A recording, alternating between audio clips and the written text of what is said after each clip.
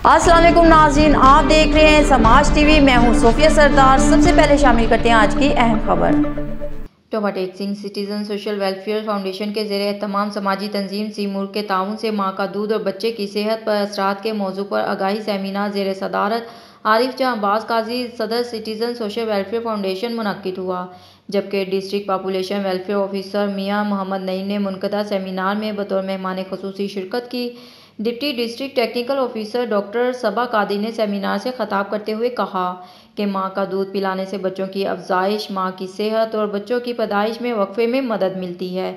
माँ का दूध पिलाने के बेशुमार फ़वाइद हैं और ख़र्चा भी कम होता है। माँ का दूध पिलाना एक कुदरती और रवायती अमल है।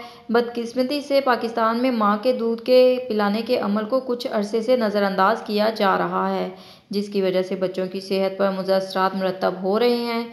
जबकि कुरान पाक में भी माँओं को अपने बच्चों को 2 साल दूध पिलाने का हुक्म दिया गया है।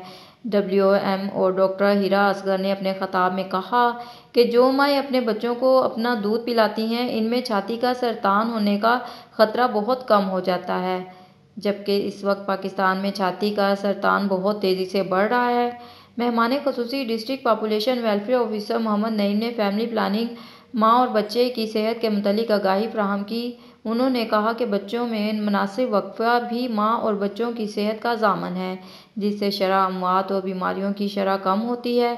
जो माएँ दूध पिलाती हैं, इनमें बच्चों की पैदाइश में वक्फा कुदरती तौर पर हो जाता है। सिटीजन सोशल वेलफेयर फाउंडेशन के सदर आरिफ जहां अब्बास काजी ने सेमिनार के इख्तिताम पर मुकर्ररीन और शुरकाए सेमिनार में शिरकत करने पर शुक्रिया अदा किया।